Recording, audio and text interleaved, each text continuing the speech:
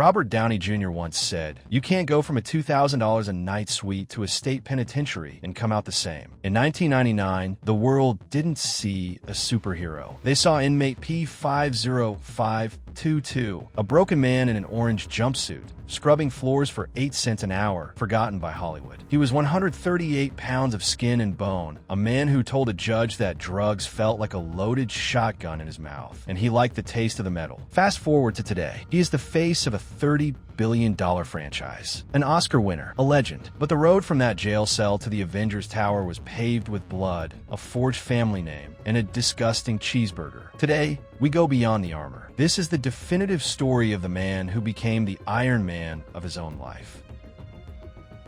Most people think Downey is his real name. It's not. Robert was born Robert Elias. His father, Robert Sr., was an underground filmmaker who forged his birth certificate to join the army, changing the family name to Downey to hide their Jewish heritage. Robert's childhood was an art house lab. His father filmed every argument on 16mm cameras. But tragedy started early. At just 6, his father handed him a marijuana joint. For Robert, it wasn't rebellion. It was a bonding ritual. He later said drugs were the missing ingredient he needed to feel his father's love. That one joint ignited a 30-year war. Before he could drive, he was already an addict. By the 1980s, his talent was undeniable. In less than 0, he played a dying addict, a ghost of Christmas future. He wasn't acting. He was rehearsing his own destiny. In 1992, he became a global sensation with Chaplin. He learned the violin left-handed and mastered every movement. But even during the old age scenes, he was high on mushrooms and heroin. Critics praised his transformative performance, unaware the man behind the mask was fighting for his life. By 1996, the world watched him spiral. He was found passed out in a stranger's child's bed. The media called it the Goldilocks incident. But for Robert, it was a terrifying descent into madness. When the judge finally sentenced him to 3 years, fame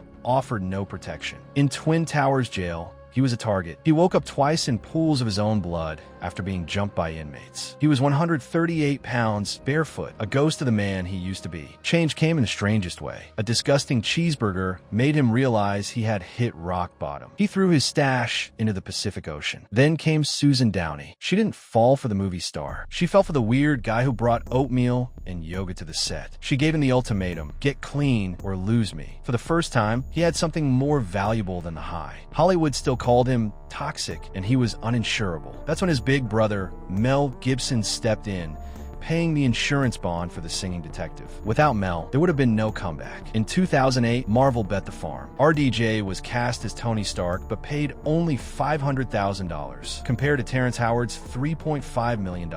Robert didn't complain. He improvised. The line, "I am Iron Man," that was pure RDJ. He didn't just fix his career, he built an empire. By the time The Avengers, 2012, released, Robert's salary had jumped to $50 million.